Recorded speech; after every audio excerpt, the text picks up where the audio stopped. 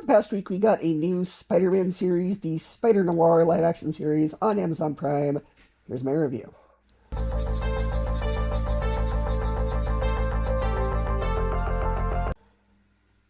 There are certain characters where the visual style is not just decoration, it is the entire point.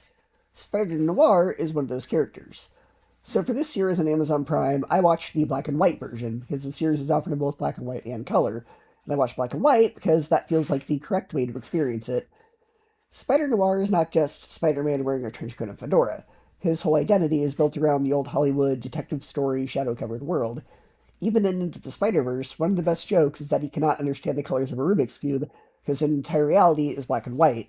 That is the character, that is the bit, that is the aesthetic. So watching that in color felt weird and kind of wrong. Now, one important thing to clarify right away, this is not the exact same Spider-Noir from the Into the Spider-Verse movie. Just like there are multiple versions of Peter Parker, Miles Morales, Gwen Stacy, basically every Spider-Person across the multiverse, this is a variant of Spider-Noir.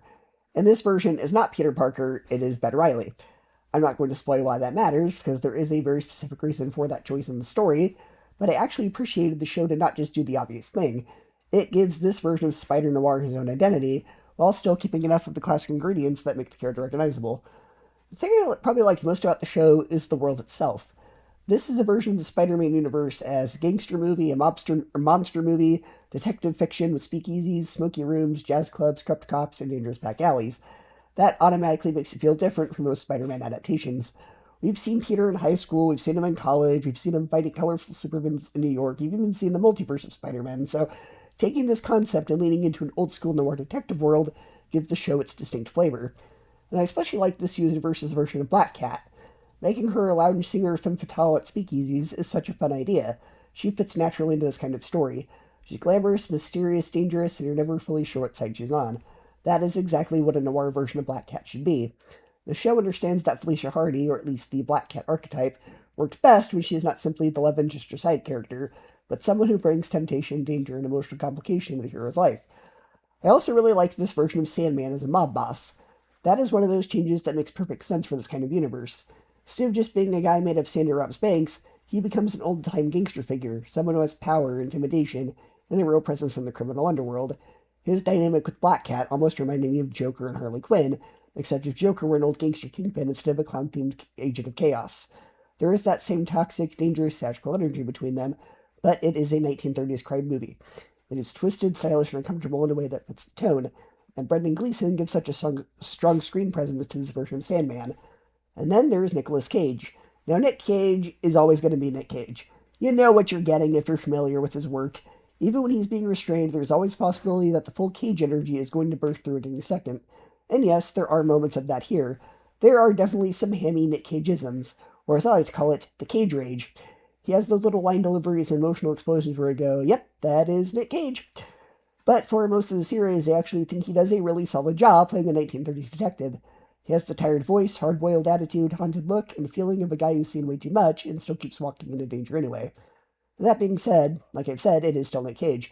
If you are someone who finds this acting style distracting, this probably won't change your mind. He brings a very specific type of energy to everything he does. But for this kind of heightened noir world, I think it mostly works. Noir dialogue is already dramatic. Old detective stories are already full of big speeches, internal torment, and characters saying things no normal human being would say in real life. So Cage's theatrical quality actually fits better here than it would in a more grounded Spider-Man story. And tone-wise, it reminded me a lot of the Agent Carter show. Not because the shows are exactly the same, but because both of them take place in an earlier era with that Depression World War II adjacent visual style, while also mixing in superhero and supernatural elements. You have the period costumes, the vintage cars, the old-fashioned world, and suddenly you also have bizarre science, monsters, superhuman abilities, and comic book mythology in it. That contrast can be really fun when it works, and a lot of the time it does work. But this show is also a lot darker than people might expect. When I say darker, I don't mean literally, like visually, because it's black and white, though that is also true. And I don't just mean Spider-Man is sad and depressed. I mean, the show leans into horror film tropes. There is a lot of body horror, and some of it feels very inspired by old black and white monster movies. Spider-Noir's origin story in this series feels like something out of a classic creature feature. It has that eerie, unnatural quality to it, like the hero did not just get powers, something deeply wrong happened to him. That's an interesting way to approach Spider-Man powers, because usually the spider bite is either a science accident or superhero origin moment. Here, it feels more like a horror movie transformation. There's also a good amount of psychological horror. The show gets into paranoia, trauma, fear, and the feeling the city itself is closing in on the main character. And I should say this very clearly, if you have arachnophobia, you may want to sit this one out. This is not cute Spider-Man web swinging. The show knows spiders are creepy, and it uses that. There are moments designed specifically to make your skin crawl, no pun intended. That is probably going to be one of the biggest dividing points with the series. This is not a typical Spider-Man movie or show. It's not colorful or upbeat. It's not light family entertainment. It has a much, much darker tone than most Spider-Man adaptations. This is definitely not for kids. It will scare them. And that is a little odd, because Spider-Noir's popularity with general audiences really exploded because of the End of the Spider-Verse movie, which is for families. He was funny in that movie. He was strange, dramatic, and memorable, but it was still part of a film that kids could watch. So it's interesting that the character's own series is aimed at a much older audience than the movie that made many people love him. That does create a weird audience mismatch. The people most excited because they remember Spider-Noir from the Spider-Verse movie might not necessarily be the audience the series is actually made for. This is not a kid's Spider-Man adventure.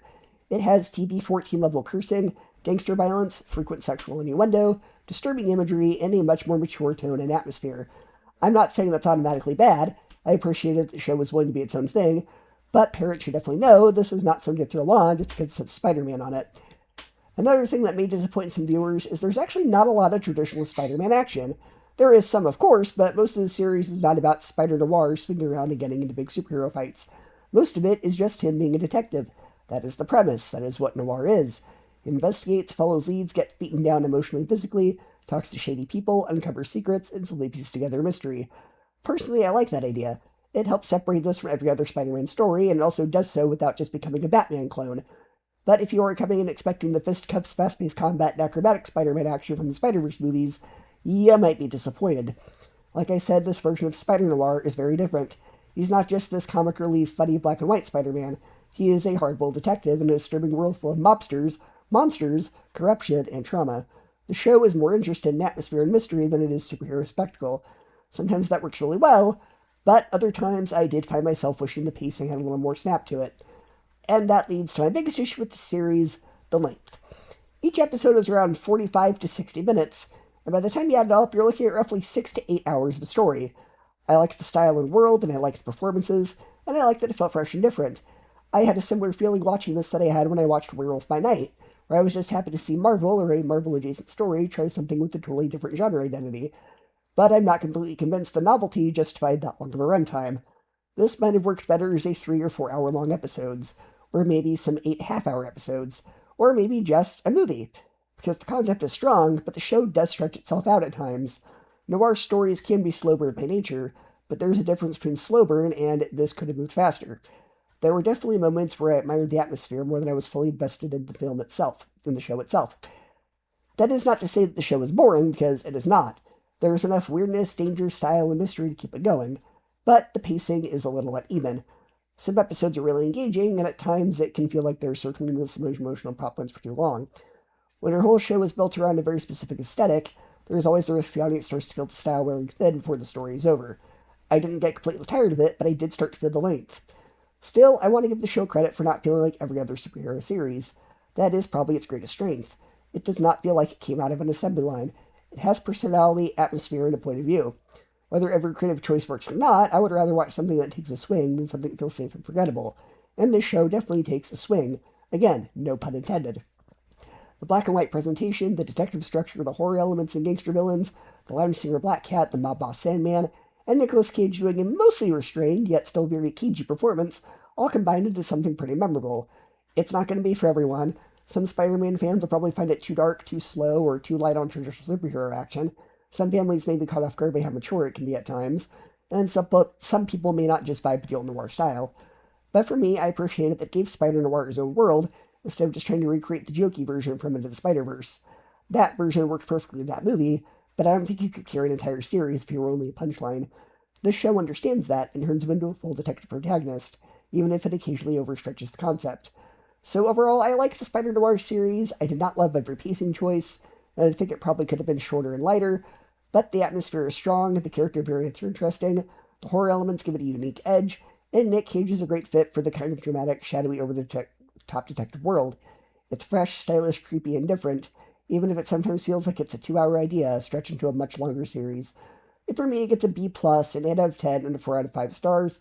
Like I said, it's not for kids, and it probably won't be for everyone, but if you like noir detective stories, old monster movies, and a darker spin on Spider-Man mythos, and that is an idea that appeals to you, this is definitely worth checking out.